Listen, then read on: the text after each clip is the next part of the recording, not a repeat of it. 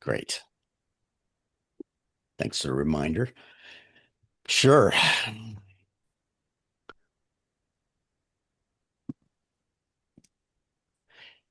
This was one of those conversations with Edouard or lectures that he did with me. Etienne, each minute you sweep is an expenditure of your precious time on this earth. If you cannot do this thing as if you love each moment of your life, no matter how large or small the task is required, think again. It hurts me to see you so empty in your task when there is so much life to live. Do you see me doing everyday tasks with less than fullness? To love life is to bring your life force to every bit of your life, no matter how trivial the task. Make what you are doing worth your very life force, which is probably the essence of who Eduard was, and which I still aspire to. Amen. What a way for us to begin. And I haven't heard Jim read from his work. I've only just been a fan through the pages. There really is something additional that comes through when you articulate it. I'm moved already. Well, I'm Lisa Miller, for those of you who don't know me, and I'm with my friend and colleague and mentor, Jim Kepner, welcoming you all to our conversation about past life recall, the alchemy of the soul, and specifically in the way of the metaphysical masters of Edouard and Francois and the abbess Rose and her acolytes in the Order of the Blue Rose and Etienne and his orphan brothers in 15th century France.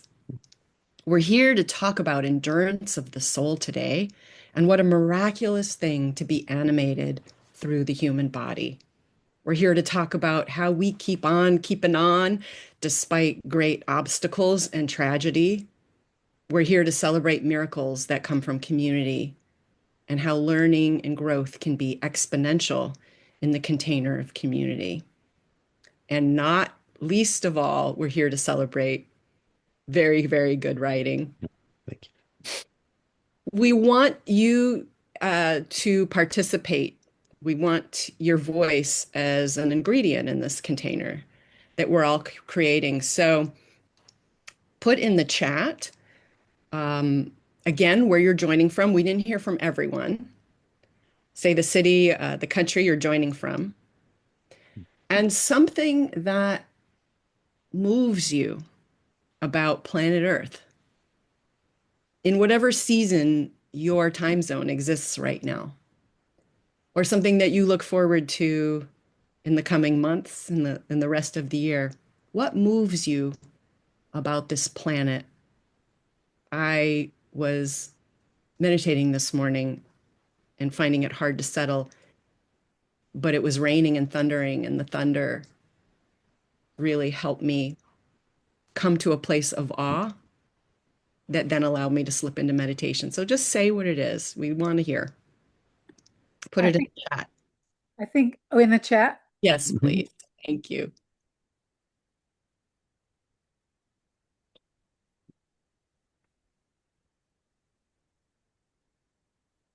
Nature, all of it,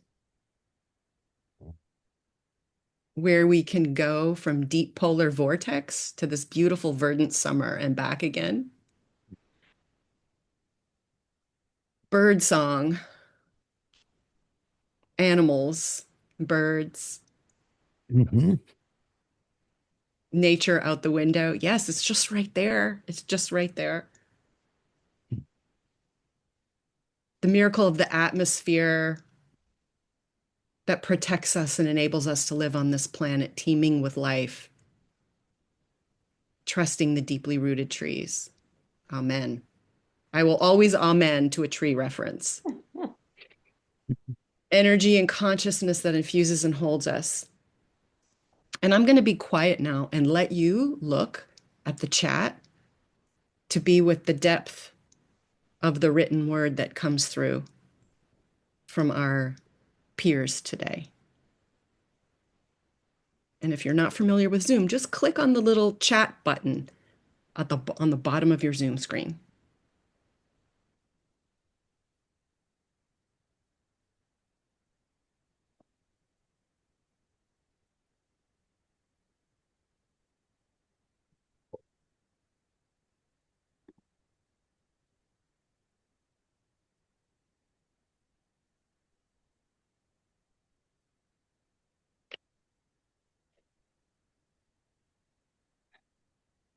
Thank you all. Thank you all for contributing. So let's begin.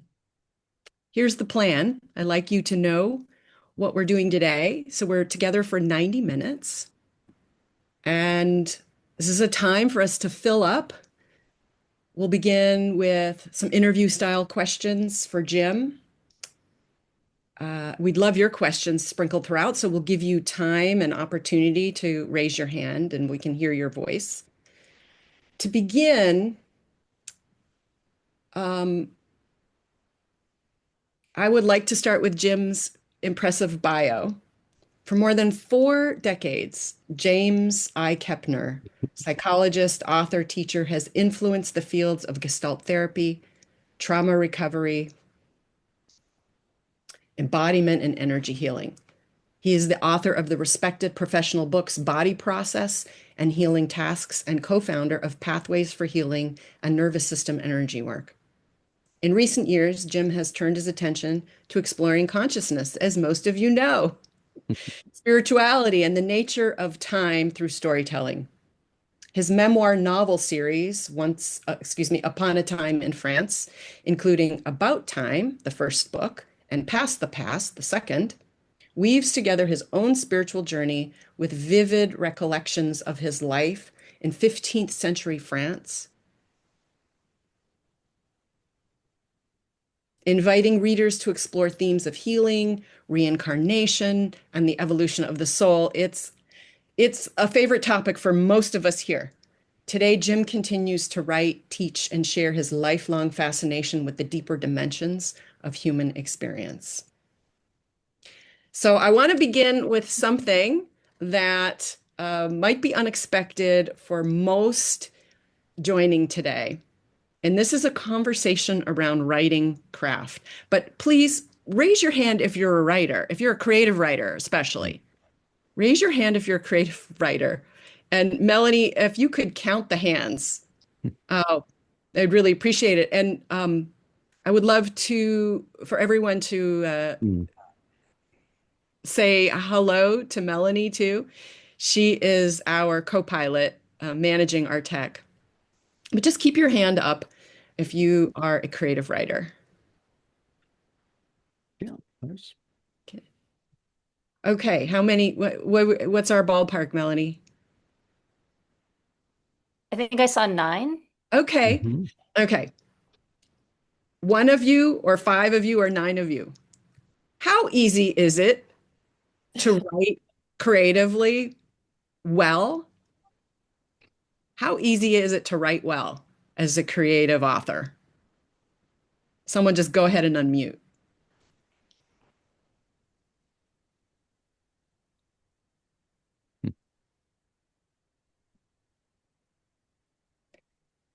Well, here's the truth of it. Without writing mentors or creative writing peers, it's not easy to do well. And I really want to know how on earth, especially since we're talking about the earth plane, how on earth, Jim, did you manage to craft without without mentors, without peers, point of view, voice, tone, narrative storyline, character development, dialect, setting, and tension? Did you, Uh, I what did you, fortunately was educated. I fortunately was educated in none of those things, so I didn't worry about them because I hadn't had that formal. Uh, I had written, as you mentioned, I'd written 2 professional books, which I think taught me how to write. And I'd always loved to write since I was a kid. But when I first started had these memories and started writing them down, I had no experience in narrative writing at all. I mean, other than writing anecdotes from clinical practice and things like that that I did for my first books. But I think I was thinking of this because you had asked me, sent that question to me, and um, I think all writing has a couple of things, and it has a voice. And I realize even about when writing professional books, I learned to write with my voice and with my voice who I was speaking to, because there's always someone you're talking to. And then there's the voice of the story, of the characters in the story. Etienne's voice is very different from mine. And I was very aware of that. Uh, the story came to me, each round of memory was such emotional power, meaning it affected me with a lot of emotion. And uh, I really wrote from that. And then there's learning to be a storyteller, which means being true to the story. Also, um, being really thinking about my reader or listener, because I read a lot of things out loud to try to get the voicing of it. Um, and uh, if I didn't feel that I was telling the reader something that had some tension and some narrative and some movement to it, then it felt wrong. So I paid a lot of attention to that. Do I have my reader's interest? And except for reading it to my wife and some friends and occasionally some students of mine, I just had to test it out, and there seemed at least enough interest that the story itself was grabbing people.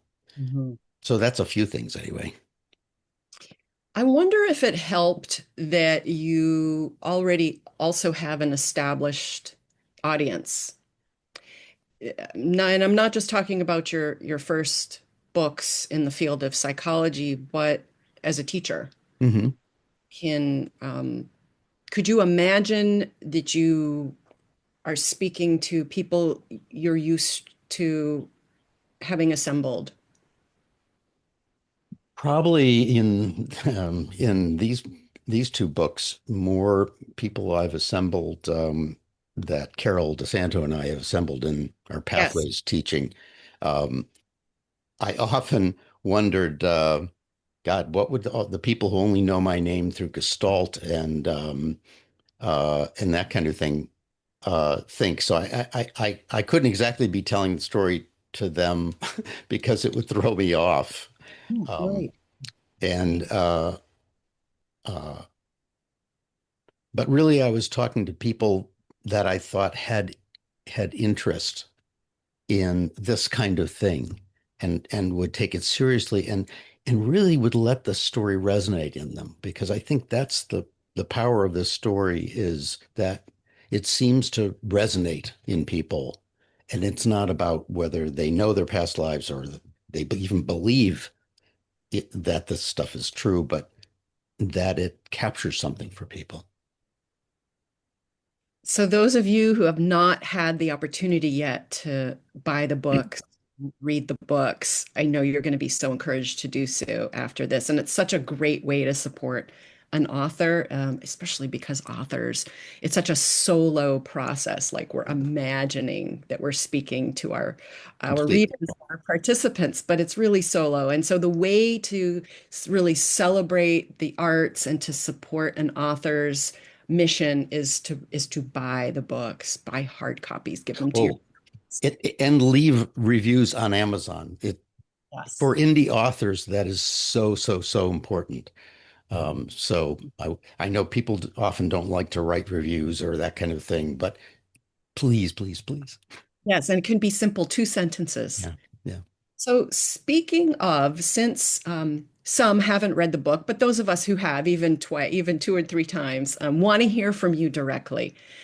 What it was like, first of all, how it came to be Hmm.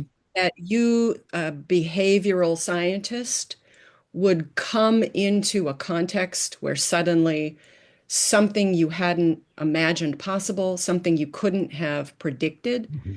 is starting to happen to you in terms of past life recall. So tell us what that was like for you. Hmm. And I can't wait to hear you describe this. Well, certainly I tell the story of how this all came about in About Time, that the first part of that is how all this happened.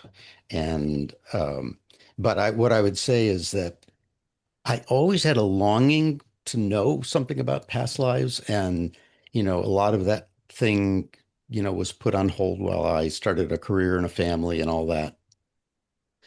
Also, it's even though I had friends who had these past life memory experiences, but it never kind of happened for me.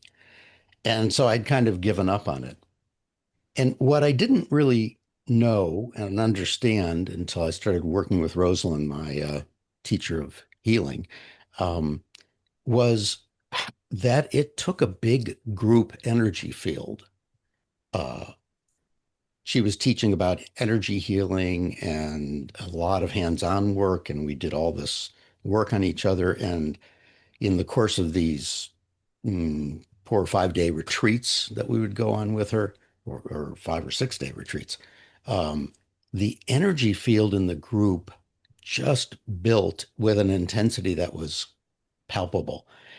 And it was in that circumstance, I think the way I would describe it is that my small mind, who longed for something that I could almost not even describe, but was too small, meaning our consciousness, we don't have the energy to reach into those dimensions of us that have access to these things. And it was only in a big energy field that um, things happened that cascaded these powerful memories, images, um, uh, to me. Um, and then it kind of began to accumulate. Uh, Carol and I would work on each other once a week, do energy work on each other. And in the course of that work, little fragments of things would start to occur, memories of things that were associated with pains that I felt, or all that kind of thing. That's fairly usual in this.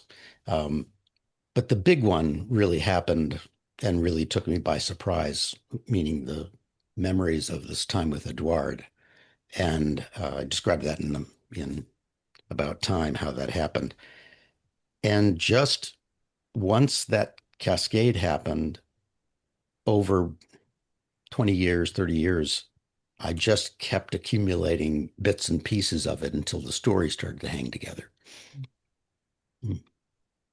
I wonder if the fact that you were longing, you'd been longing and you were aware of your longing, I wonder if that was really helpful in opening this window of awareness and clarity that then came to you. I don't know. My experience with a lot of things, including past life memories, is I had these longings that I didn't know where they came from.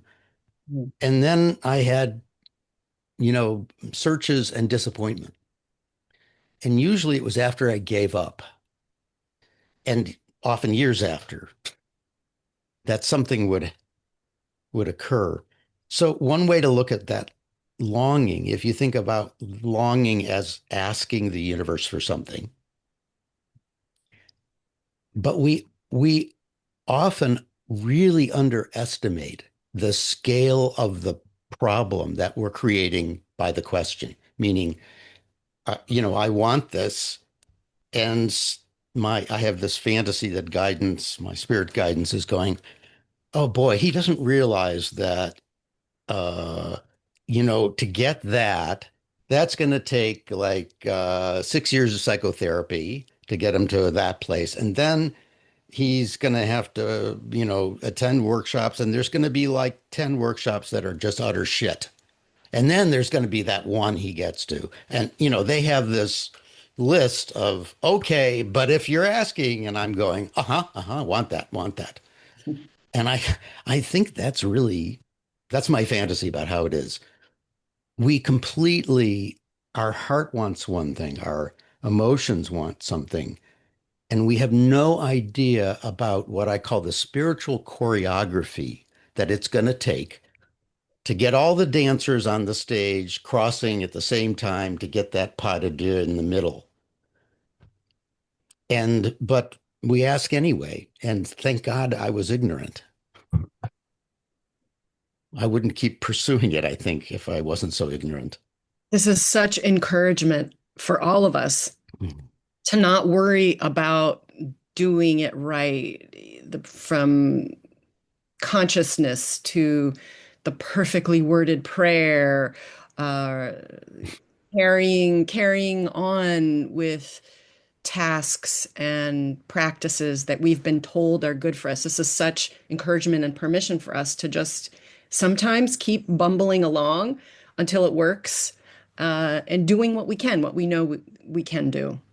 And there's some trust. For example, I've pursued all sorts of meditation practices, and I've always felt terrible at it and avoidant of it, even though I think it's supposed to be really good for me. And at some point, I kind of was meditating with my guidance and saying, I'm really sorry. I'm such a terrible student. And I was apologizing for not kind of doing my part enough. And I got a kind of message that said something like, if I put it into words, oh, don't worry about it. We decided we would give you work, meaning energy work, hands-on work, body work, that would require you regularly throughout your workday to enter extraordinary states of consciousness. And that we knew you'd do it because you would do it for someone else, even if you wouldn't do it for yourself. Mhm. And I thought, oh boy, they really got me because it was absolutely true. I would focus my mind into and enter into extraordinary states on someone else's behalf in a way I wouldn't do for myself. I would be avoidant or something. It's a great point about the truth that we're all in it together. We're all humans trying to figure it out together, and that we never reach this point, even as educated and practiced and experienced as one can be. Uh, we're really all here Mm, together yeah. in this. Would I, you? I, I'm just curious since I can't see all the faces, but I, I'm hoping does this resonate at all with people? Uh, how we think one thing and mm, We'd like to know. Put your hand up and Melanie will call on you. it's Marta, maybe. Yes. Yeah, oh, let Yes, me yes, it try to resonates. say Yeah. something. Yeah, it resonates a lot. Yeah. So it's every time there's something happening and it's just like ready to open up for assistance, and then you get all the benefit in the middle of all that. Mm. Thank you, Martha. Leo, how do you relate? Theo, excuse me, Theo, how do you relate? Just unmute yourself. There I go. Well, how do I relate to this? Is that I'm just a ping pong ball floating down the river. I have no control over anything, quite honestly. And mostly when I don't know what's going on, I'm in a better place. And I think what Jim mentioned about doing it for other people, the spirit world always works through me via me being presented with information or classes to teach. I teach Tai Chi for a while, and I did Tai Chi for many, many years. And several times people have said, okay, we want you to teach. And now all of a sudden it appeared in my hometown. I'm teaching twice a week. Mhm. And people are just and it's forcing me to read more about Tai Chi, forcing me to get grounded, forcing me to get into my root better, forcing me to be able to share this with people. So the spirit world guides me whether I want it or not. And as far as one more thing about what Jim was alluding to before about how his whole story came about, I was there at that time with Jim. He was And my I would say roommate, that, actually. pardon me? Oh, wow. Theo was my roommate at the retreats. Yeah. That's right. And I can only say that the energy that was created, the same way the energy is created now with all these people here, is creating a portal. That's what happened. A portal was opened by the energy of everybody being present. And then that energy superseded the room. There was a lot of smoke that looked like it was in the room. A lot of things were happening. People were in different states of their own past regressions. So I think just us being here today all together will create some things that we don't know what will happen. We just have to be open, keep our hearts open. So thank you for letting me say that. Yes, thank you. Wow, wow, we heard it right there. Uh, Jim, we can so relate to Mhm. everything you're sharing. Would you, especially for those of us who tend to doubt, This one, yeah. would you read this? This is so great. Would you read this passage? Here it was that I was finally getting a glimpse into the notebook from my own school of the soul, and it appeared I had been a terrible student. This disturbed me more than I wanted to admit, being an overachiever with an advanced degree. Progress and evolution? What a laugh. I looked more to be a student in the school for the karmically clueless. Talk to us. Talk to us about the karmically clueless a little more, Well, because it's going to be yeah. hard for some, for some people to say, but look what he's accomplished. Well, I think some of this was as I accumulated more impressions and a lot of the things I've about lives other than this one with Edouard were very impressionistic. And I thought, I had memories of uh, what I was clear were past lives where I seemed much more evolved than now. And um, uh, it was clear to me that these notions of progress and evolution that we have from this almost psychotherapy notion of growth, as if it's a constant kind of growing forward, evolving forward, didn't mirror what I was remembering. At least, it didn't look to me like there was any great progress in the sequence of things, especially as I began to get a sense of when these occurred in history, in time. So that's what that was referring to. Like now I'm finally remembering my my soul's path here and where's the progress? I seemed more like enlightened in other times, and now I'm clearly not enlightened. I'm, you know, struggling through along with everyone else and having these experiences. But I don't think remembering past lives is a sign of great spiritual enlightenment. I don't think it gives you a read on Mhm. how that is. I think it occurs for a lot of different reasons. So I don't take the fact that I'm remembering all this as some indicator about me. Right. It's more like I've been given this mission. Okay, write it down. Right. And sometimes past life memory is just a longing for a place we haven't visited in this lifetime, Hmm. or collecting objects. Um, Yeah. Stone, I mean, so many of you have rock collections, Hmm. stones,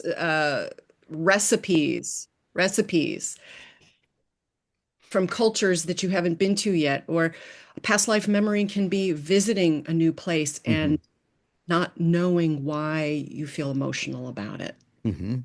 I have a love and longing for Ireland, redheaded babies in particular. There's something about that, the accent. I don't logically know why, and I don't have memories of that time, Mhm. but there's something that feels like a resonance for me. And Mhm. so perhaps past life memory is also these little places of calling and sweetness and emotion.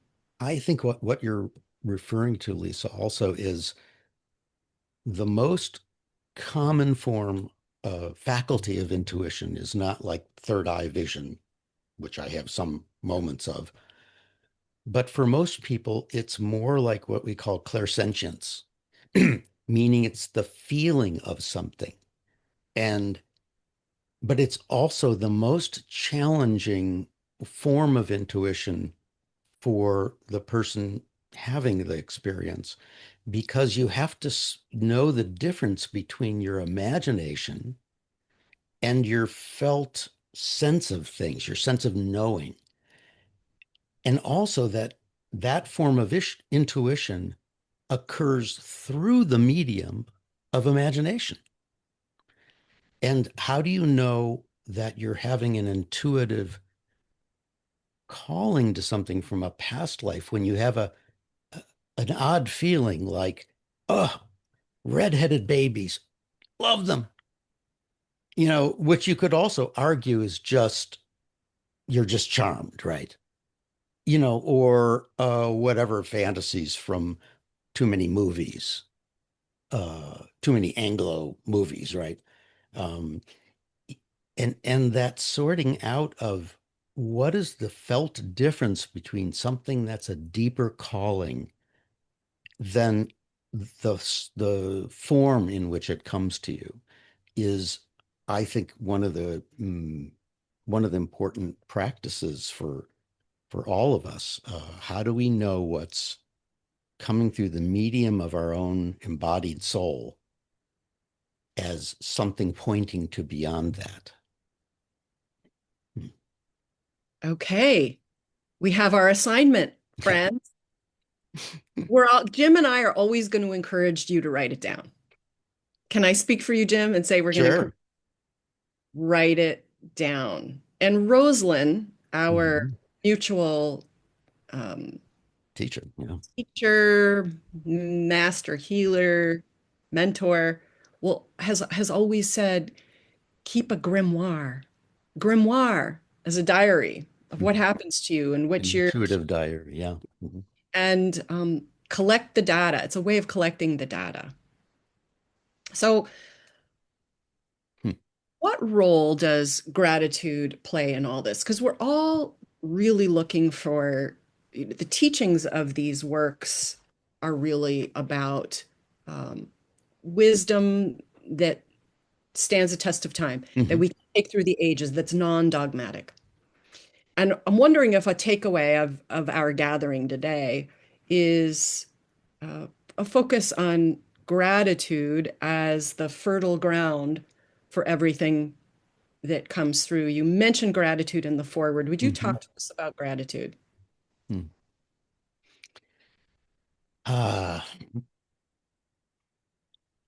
well, I think what gratitude, one of the things it serves, um, is that it is a fundamental heart practice, heart center, heart chakra.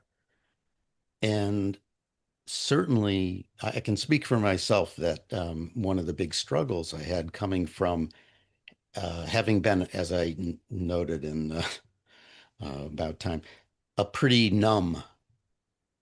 a numb guy, really, that I had coped with a lot of the losses and difficulties in my family life and rape trauma and all that by becoming pretty shut down and very intellective. Uh, Described by one of my mother's friends as, boy, he's intense. And I was like, intense in my head. And so the process of opening my heart was really crucial and to all my spiritual desires because look, it's the heart chakra that lies right at the juncture between the lower mundane physical, emotional, mental bodies, and has access to the what we call the higher chakras or the spiritual chakras, the throat chakra, the third eye, the crown. And you ain't getting there without opening the heart. So you can't go from the mental, which is where I was really fixated, to the spiritual without opening your heart enough to tap into those mysteries. So I think for me,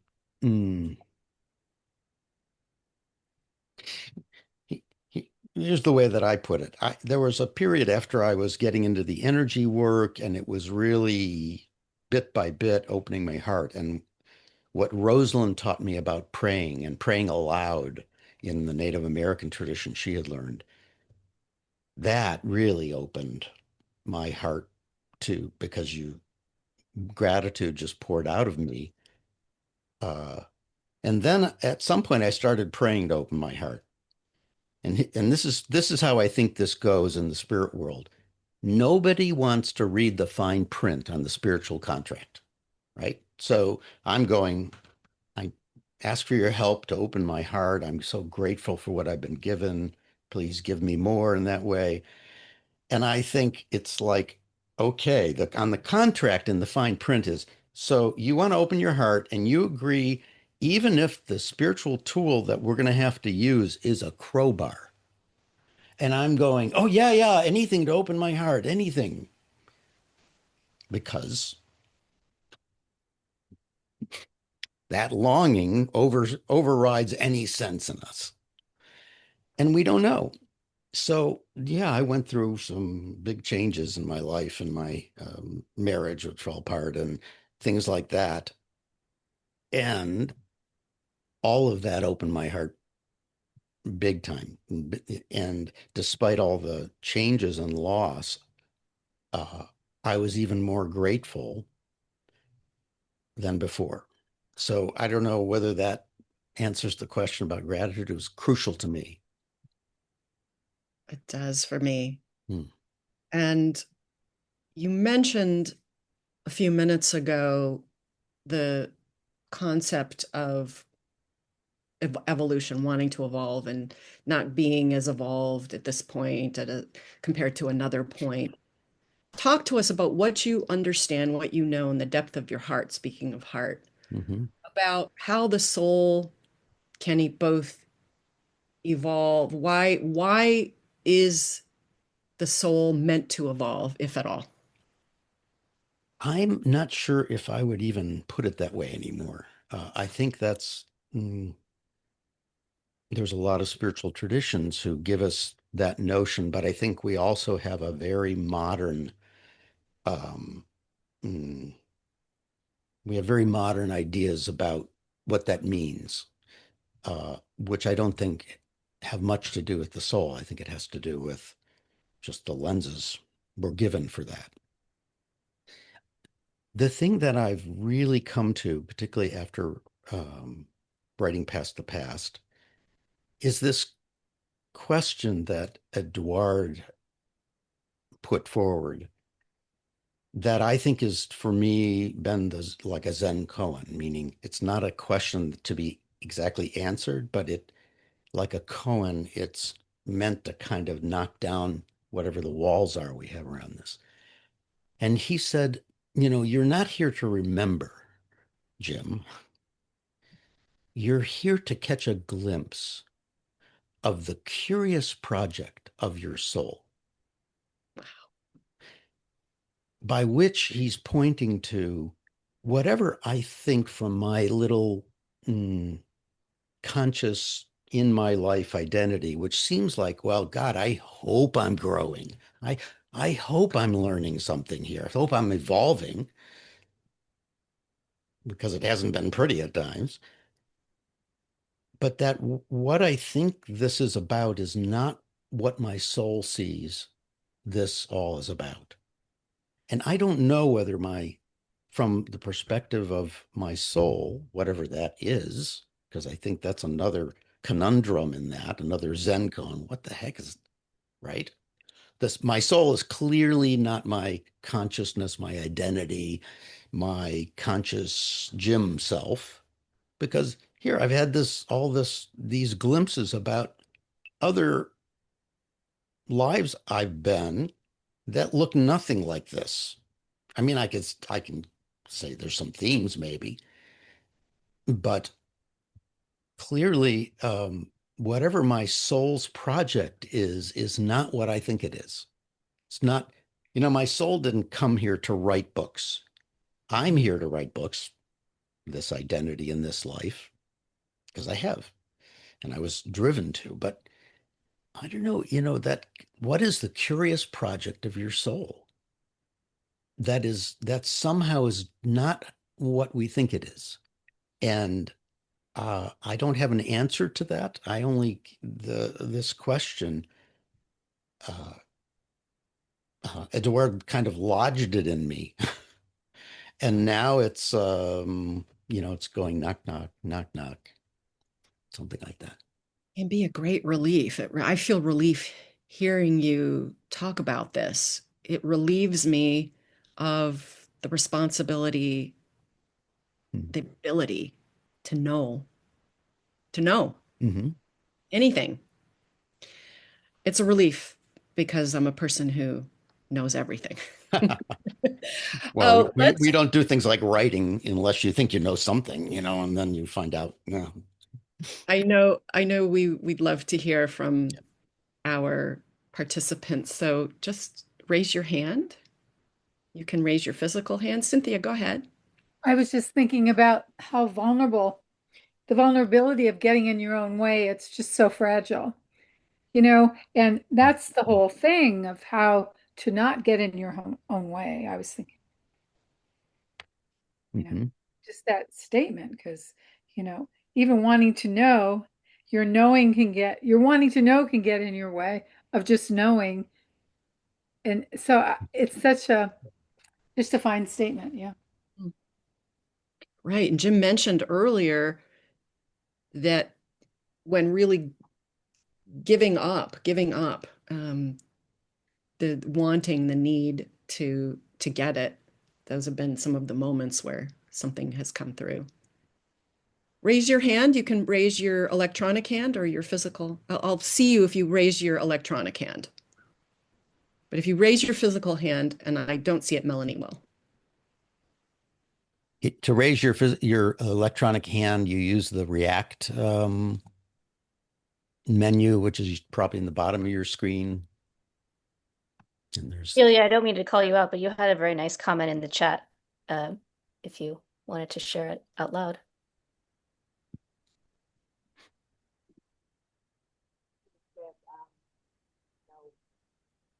Whipped cream on garbage, not trying to put which is why people are saying everything is fine, everything is fine. But my Celia, are you able to turn your volume up a bit? on your microphone or speak a little closer to it. This thing I have to put earbuds in. Okay, We there can we hear you. go. Thank you. Perfect. Okay. That prayer of lessons through joy is not whipped cream on garbage, as Rosalind says. It's when you look deeper, and I think it's part of the gratitude process, as effing hard as that lesson is, and how deep it gets into your core wounds of how many lifetimes, you can often find a joyfulness in it or something, even some little thing. And that's pretty amazing. But I needed to say, Jim and Theo is the only ones I've noticed, and maybe Lourdes, that I was in Williamsburg, not Williamstown. Yeah. Williamstown. Yeah. Yeah. Oh, cool. I haven't gotten through the book yet, but when so the particular beginning exorcism that you talked about was not one that I was there for, that I remember. I remember the one of the guy who had generations of sexual abuse. And I did stand next to Howie Golden holding that sword when I knew nothing of what was going on. And I was just like hysterical. I wanted to hide in that workshop, and some energy pushed me up to stand there with my back to the fireplace. And as I was protecting the space, someone had to come by and say, Delia, excuse me, you have a fire coming out your back. Can I help put it out for you?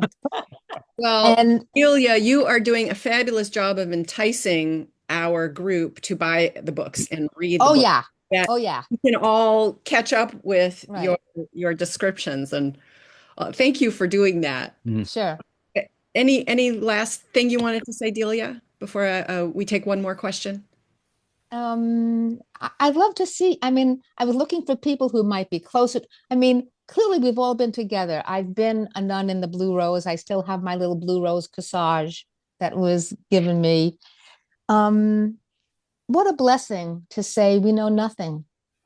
And in the face of information, in face of no information, make up a good story is a Yes. Hasidic saying. So make up a good story. And the other, and just a little bit more back to how it's easier to do something for somebody else. The Hebrew prayer of love your neighbor as you love yourself, the actual Hebrew word is neighbor, your shadow self, and divine energy in the mystical understanding of how to parse that out. So sometimes it's easier to do somebody else to love yourself. Sometimes it's easier to love yourself to love someone else. And sometimes it's easier to connect to the divine. But lately I've been told, Delia, get out of the ivory tower and bring your spirituality into the marketplace. It is so messy. Toda rabah. Thank you. Thank you so much. Ah, Lizzie, you have your hand up. Uh, I'm kind of fighting with laryngitis this morning, but You're most welcome. Please just say what you can. um, I started having other life movies when I was 3. And so I grew up with the knowledge that time was very fluid, and that sometimes it dropped in on me and sometimes I dropped in on it. And because I was so small, I didn't question it, and I did not judge it. And one of the things that I have practiced as I've gotten older, and this fluid time thing has not diminished, is the understanding of willingness. That willingness is at the basement of all of the experiences that we look for. And the great task for me has been to maintain that willingness without ego, as everyone has mentioned here. One of the ways that I took that into the world was as a hospital chaplain. People think chaplaining is just running around doing prayers, but it's a whole lot more than that. We were taught that you set aside yourself, your ego, whatever it is that you haul around every day, outside the door of the patient that one is seeing. So that I walked in with willingness and also a certain kind of curiosity, and found that in that particular setting of a hospital, a kind of congruence has happened, in that I recognize a consistency in the request of soul to respond in certain ways. And those are one of the things that I have learned as I've gotten to be old and older. So that's as far as my voice will take me today. Thank you. Thank you. Thank you, Lizzie. Jim, any response to anything shared before we move on? Oh, I just appreciate the other perspectives, and I like that statement about consistency of soul, that we recognize the pattern behind the pattern. We were in other, I was my main business for most of my career has been as a psychotherapist, or as a friend of mine calls it, the misery business. And there are heart practices that I began to have to do, partly to maintain myself, but also because I was trying to listen more to the soul behind the soul, the person suffering, than to just the suffering that people were coming to deal with. And I don't know how successful I've been with that, but it's been just a part of my own practice uh, to open my heart and to let that suffering be received by a bigger heart than mine. And there's a kind of energy that gets created from that I think helped move sessions that I was doing with people beyond what they sounded like on the surface. So I'm hearing that in some of what the comments were. I can attest to how well that works because I've had private sessions with you. And I also feel this in the gatherings that you and Carol DeSanto co-facilitate, so heart-centered in opening and grounding. So speaking of setting, because the goal of you told me that the goal of these memoirs is to help people discover their own journey and their own light and their own heart-centeredness, and that everyone is to get whatever is needed out of the work, that each of us will have some different takeaway. This conversation is focused we really only have time to focus on the first book here. So we hope that everyone will join us for a second conversation. But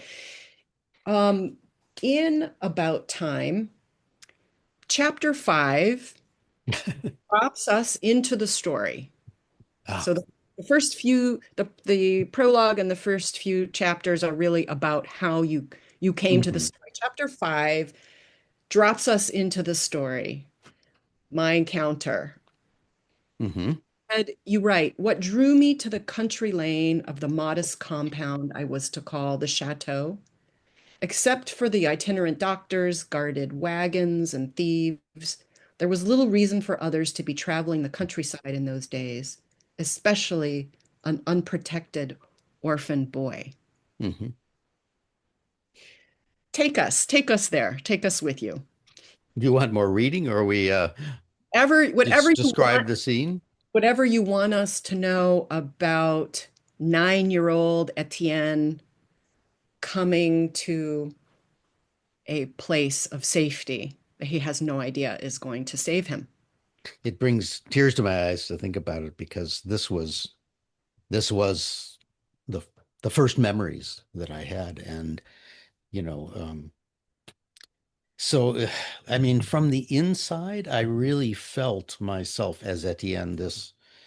My family had died in, this was a time period where, although the big plague of the 1300s had passed, there were waves of plague that happened in Europe, and devastated local communities. They weren't quite the same, and as Etienne, my family had died from the plague. Somehow I had been spared. So I had all of that trauma, and I had been escaping the towns because I was prey there. And this meeting with Edouard, where I was mad with hunger. I don't know what, I was chasing this goose as if I was gonna, a small starved boy was gonna somehow do what with a goose, right? And was snatched up by this man in a blue cloak, and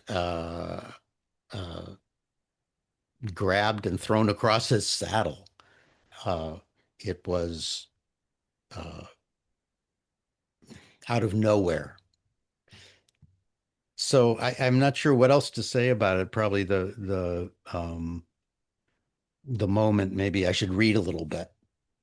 Yes, please.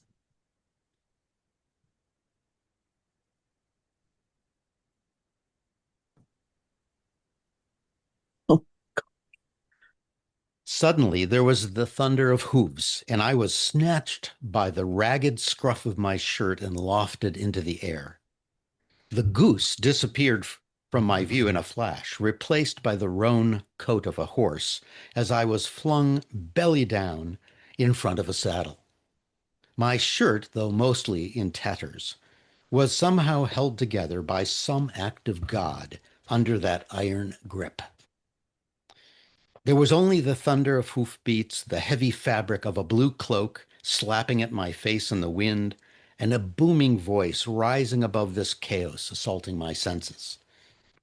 He brought the horse to a stop without any pull on the reins, shifting back his body weight with true horseman's ease, changing his grip on the shredding rag of my shirt and shifting it to the back of my scrawny neck to press me firmly to the horse's broad neck to keep me from slipping off. Ha! His great voice thundered. Did you think a spoiled nobleman could live without his downy luxury? His iron grip in the back of my neck and the movement of the horse had driven the wind right out of me as I bounced on the front edge of the saddle. My big hurrah had spent everything I had, and there was nothing in me for any more struggle. I went limp, giving in to what I thought was my end. We thief, are we? He said, inspecting me with what I knew would be an expression of final condemnation. He was examining me as a fisherman might his catch, and no doubt finding it little more worthy than to be cut up as bait. Slung face down over the neck of the horse, limp as a sack of grain, all I knew was the rough feel of horsehair against my cheek, the leather-clad boot in the stirrup, the smell of a horse mixed with a manly odor cast off the ruffled sleeve against my back, and my attempts to draw breath against the jostle of the horse's movement against my belly. I certainly could not see the tall, lanky man standing strongly in the saddle, his long black hair flowing out from under his broad-brimmed hat. I could not see his glinting flint blue eyes, crinkled with smile lines at the corners, his theatric dark mustache, nor the smiling lips under it as he looked down at my helpless form. I only felt the incredible strength of his swordsman's hand and strong muscles of his thighs where they braced against me as he stood in the stirrups, letting the horse have its stride under him, his blue woolen cloak streaming in the wind behind him. How's that for scene? Do you all see what I mean? It's not easy to write well creatively. I have to say, I love reading it aloud. Reading aloud what I wrote was the best editor because reading it aloud, it either creates the scene or it doesn't, or you see where sentences just don't belong. And I've always, this is back to a bit on writing, but Dorothy Parker, do you know the writer and critic? Her best advice for young writers was kill your darlings. And it is one of the most essential things for a writer to know.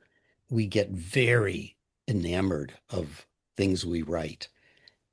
And some of what we write they become our darlings, and we need to really know whether they contribute to where we're going with the writing or not. So reading things aloud, those darlings became really obvious. And oh, I really like that line I wrote, but it doesn't belong here. Anyway, so I'm glad when I read things like this, most of it works. It all comes back to energy, doesn't it? Doesn't it? Everything is energy. The garage needs to be cleaned out too, even though we love all the collections of rock, Mm-hmm. pot holders, and so you get emotional when you think about Etienne, the little 9-year-old boy on that country lane, Very. orphan, devastated. And you feel emotional rereading his story. Well, how do you feel about him now, looking back?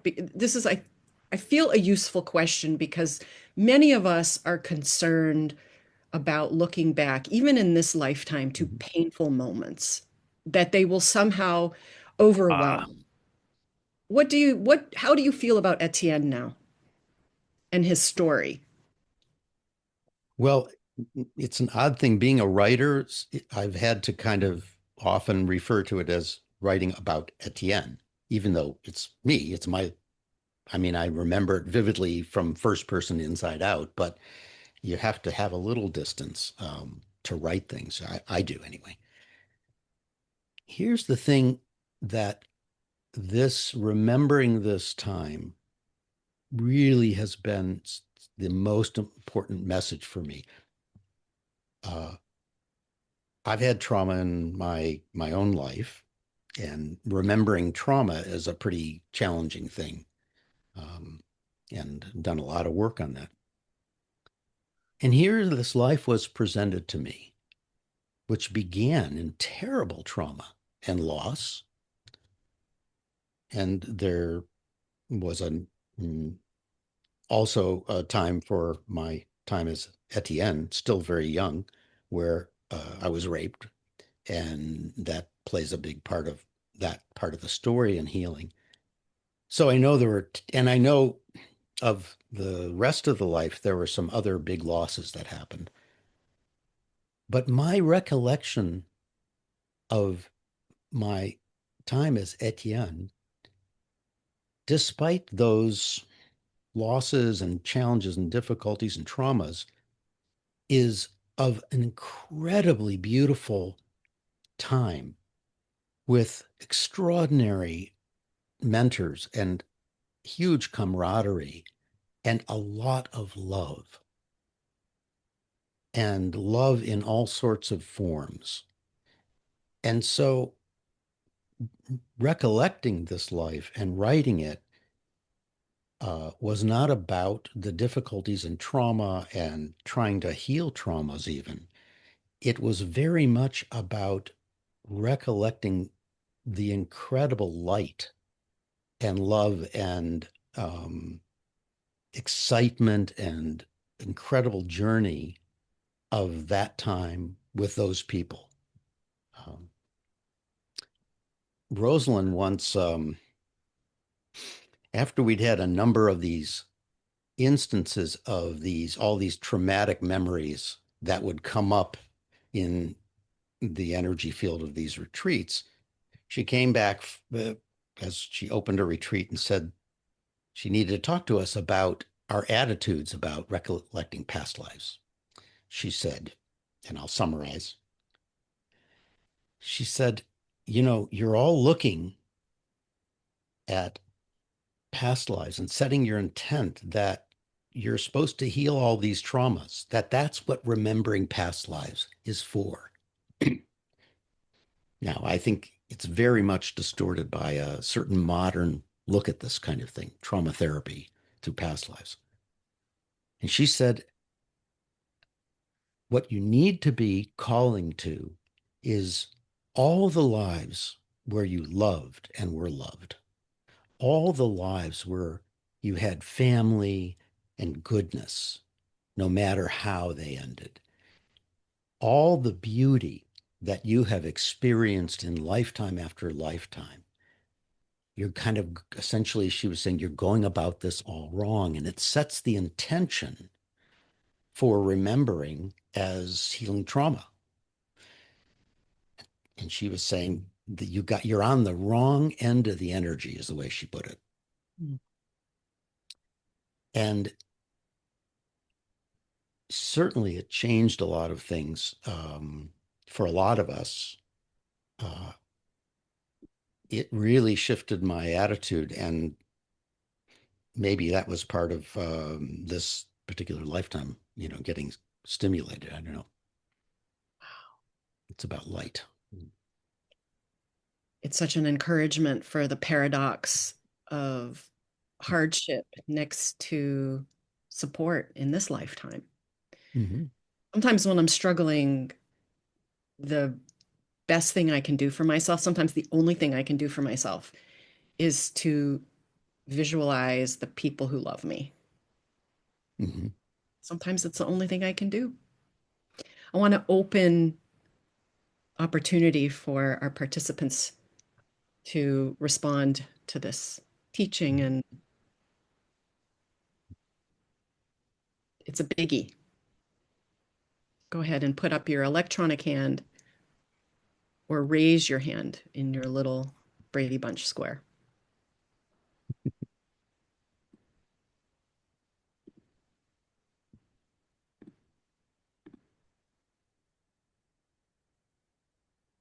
Okay, it might be one that we're all considering for a while, and maybe a response will come as we continue. Mm-hmm. Martha, go ahead, please. So, just going back a little into the Souls Project, as you were speaking, Jim, I was being reminded of this, the medicine wheel. And so I was thinking, okay, what's my prayer now? And so I was thinking what to pray for. So maybe that will be the prayer. And then you started talking about the Souls Project. And then I got this idea of how to align that soul project through this identity now, right? Through me. And the last piece that you spoke about, it resonates just so much because it's part of what you've taught us. Go make the light bigger. Like, don't focus on what's wrong. So just go for the light and tap into the light and make it bigger. And that's really something that I've been working on this past, well, throughout this year a lot. And it really makes a difference. So thank you very much. Thanks, Marta.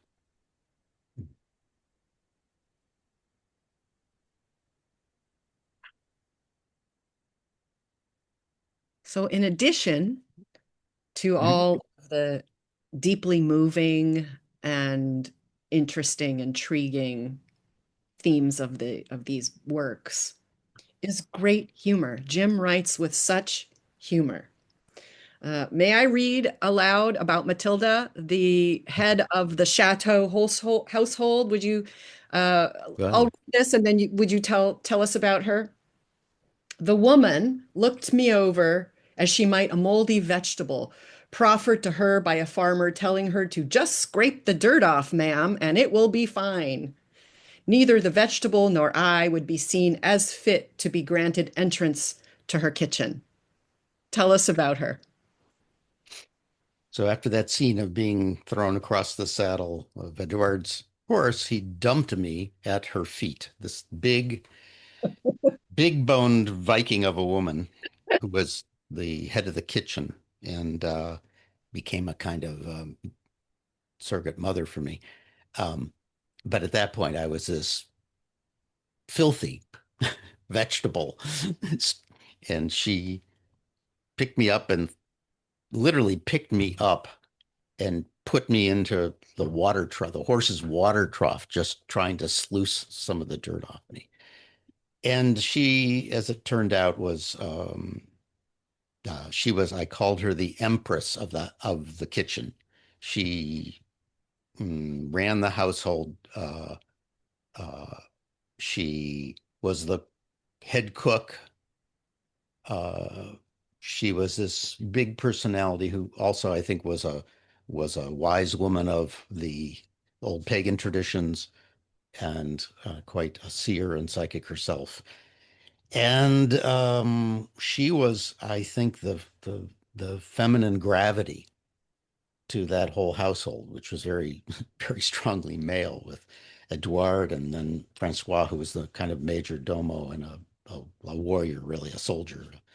And then all these boys. So, and she had enough weight and gravity to carry that role. And she was that surface of big bluster and, you know, and underneath was this huge heart. Remember her very, very fondly. It feels sensory as you read it. Mm-hmm. Feels like a sensory recollection. Good, I hope. Yeah, as we read the text and as we hear you talking about her. Yeah. And so Matilda and Edouard, excuse me, and Francois Mm-hmm. are the main protagonists of the chateau. Mm-hmm. They're the caretakers, but they are, how old would you say they are? So you're nine, you arrive and you're nine, and they're these wise caretakers, but at that, people weren't living as long in those days, right? And Yeah. And to me, I mean, since I remember this from the starting point as Etienne, this little boy, they were such huge figures and also uh, unique characters in of themselves. Um, and it's hard to tell. I'm guessing she was in her 20s, wow, Matilda, although wow. she seemed like this old wise woman to me, from where I was. Um, Edouard, I'm thinking was in his 30s, I think. Mhm. And so he had maturity and he had done a lot. And Francois, I don't know, was a bit older than that. Right. You know, It really was a different time. This is how people were in a different time in an yeah. agrarian lifestyle.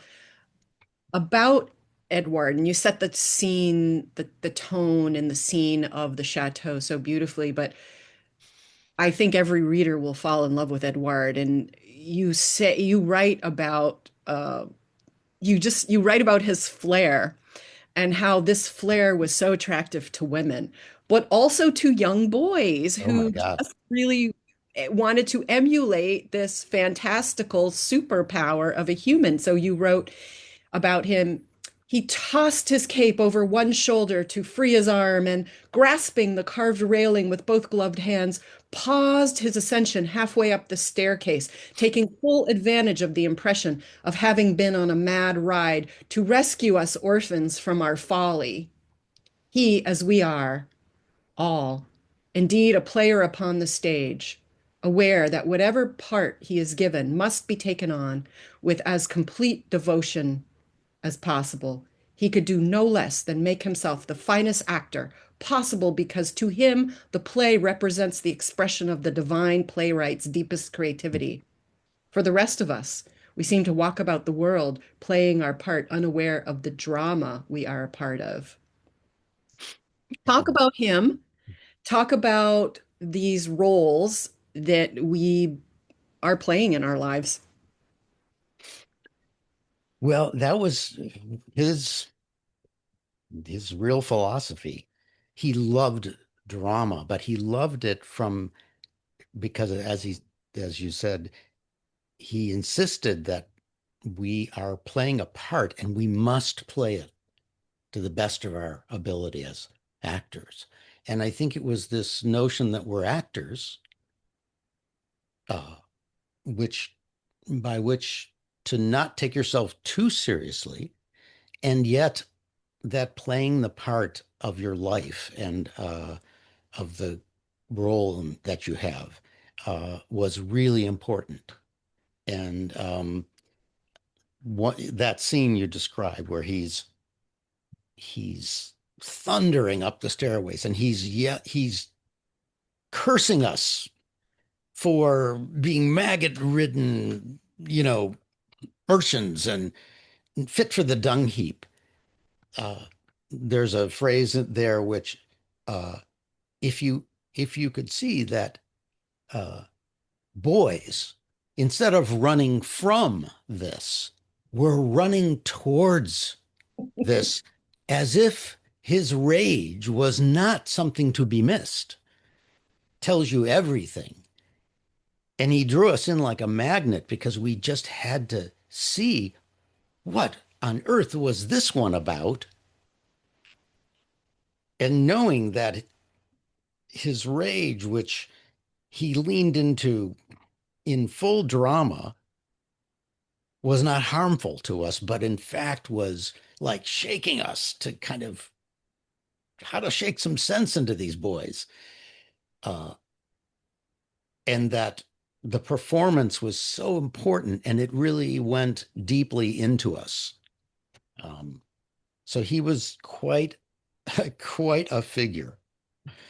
Uh, Later, I think in writing Past the Past, which is more about my coming of age as Etienne, I began to see more less idealized and more the human side of Edouard. Um, but in About Time, it was I saw him, we all saw him full of wonder about who he was. Yes, and this About Time is so sweet. It's a coming of age story. It's we really get to be in the thick of things with a personality, a soul evolving, Mm-hmm. that term again. Yeah.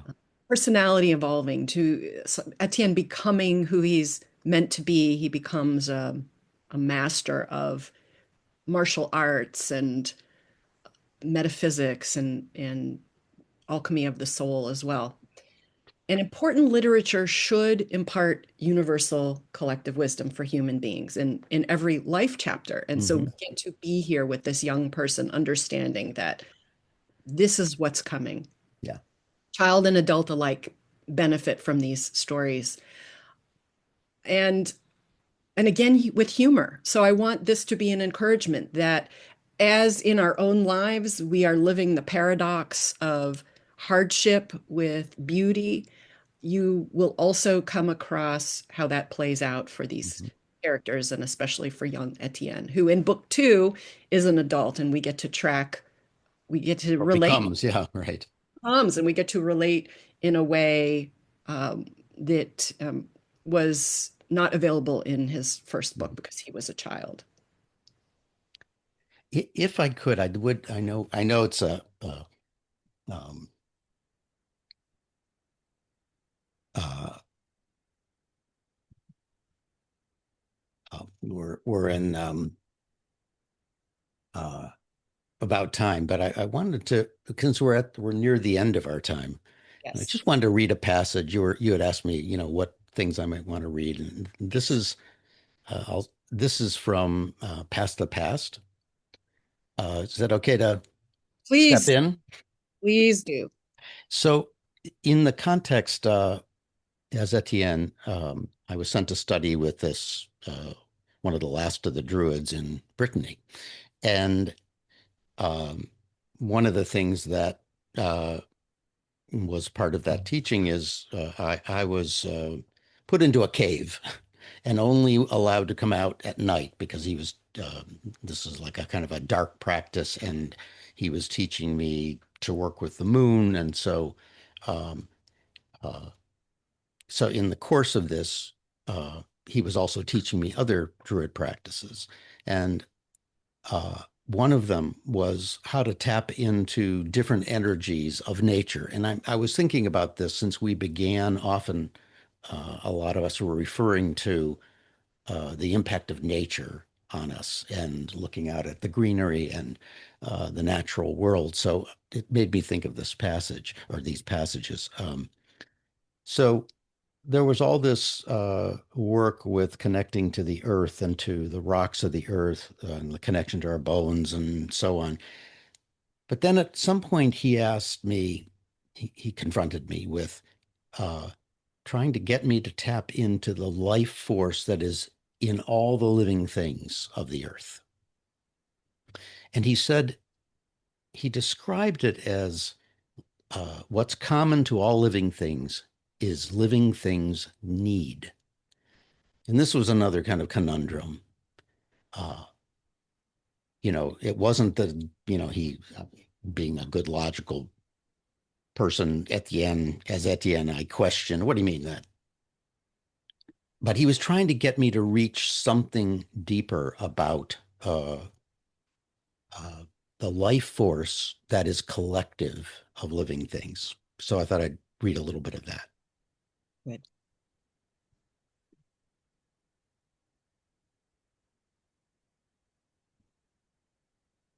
Reluctantly, I began to understand what the old man was driving at. The likeness of our flesh to every living thing did not mean that the literal substance was identical, nor did it refer to the similarity of shape or design. It was not that all living things had some form of blood or appetite, or that living substances rotted when that indefinable force of life left. My lists of characteristics could never make sense of the old man's assertion that all things need. But what was similar was a force of hunger that only living flesh had, that could be known even if not enumerated. Slowly, as I had learned before, resonating with the rocks and fire of the earth, my flesh found harmony with the chaotic mass of living things around me. It didn't matter whether this was at night on the hilltop or hidden away from daylight in the dark quiet of a seemingly isolated cave. Once I grasped it, I could sense it everywhere. In truth, every living thing displayed this force, driving its existence and fueling hunger and desire, as collectively powerful as that of the rocks or fire. In the silent dark, I realized there was nothing dead in the dead of night. All living things are driven to explore and expand into their world through every crack and crevice, whether mountain, cave, forest, desert, or ocean, all propelled by what he calls need. The rocks and molten core of the earth are enormous forces, true, but they simply exist. They are not going anywhere or doing anything. But this need in living things, which some mystics and alchemists refer to as motive force, drives them to go everywhere it can, urging all life to move and grow. The world became more alive as my flesh resonated more deeply with it. Before understanding this force, I could complain that the old man was depriving me of life by keeping me in this cold, dark cave. Now I had to admit that he had given me access to the core of life, and its power was all around me. How could I be cut off from this great, hungry, vibrating, and flourishing need that my flesh shared with everything alive, shared with life itself?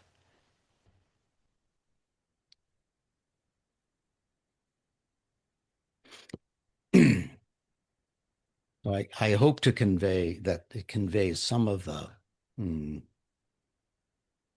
finding, not just our love for nature, but that way in which we're so intrinsically connected. Our very life force is part of the collective life force of everything alive, and that it's all reaching, reaching, reaching.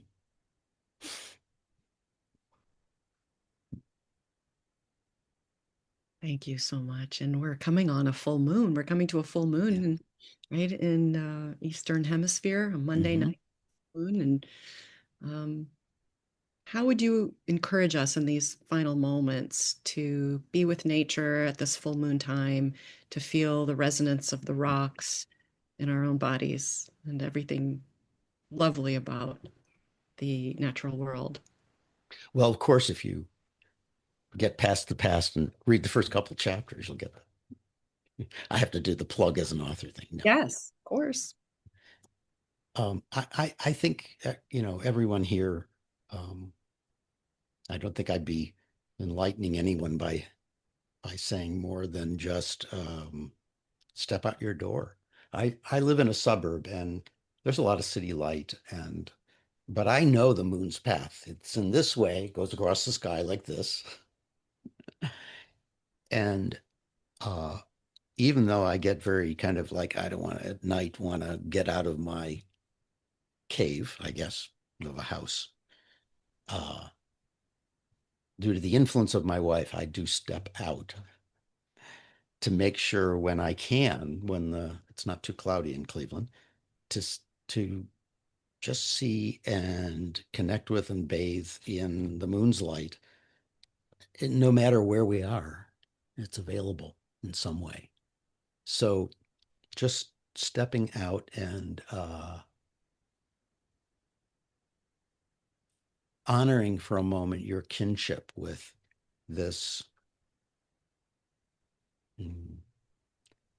for what for me is this being, and sitting in just for a moment, honoring that you are kin with that ball of rock that circles us, just as you're kin with the grasses and the trees and other people and all of that, and cats.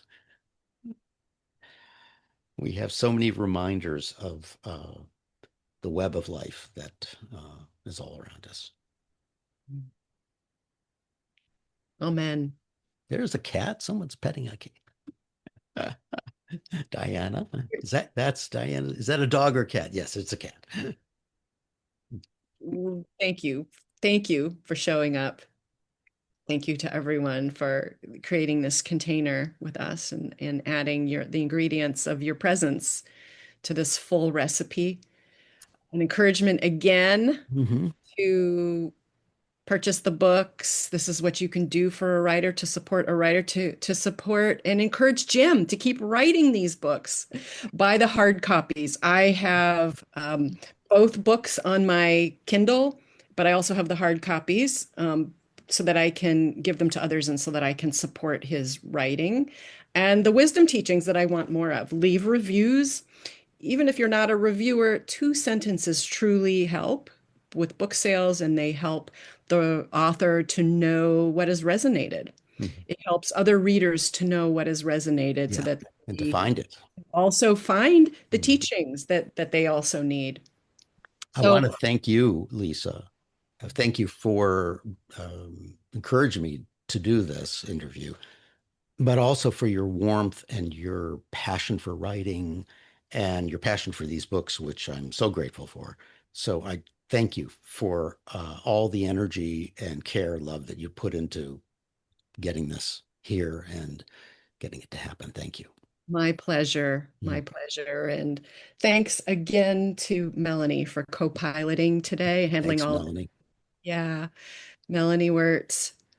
So maybe we can stay a few minutes, Jim and Melanie, for people to just visit. And we're really at the end of our gathering, 90 minutes in. It's 12:30 here where we are in Eastern time zone, but we want to keep a few minutes open so for final questions, residents, and for friends to visit.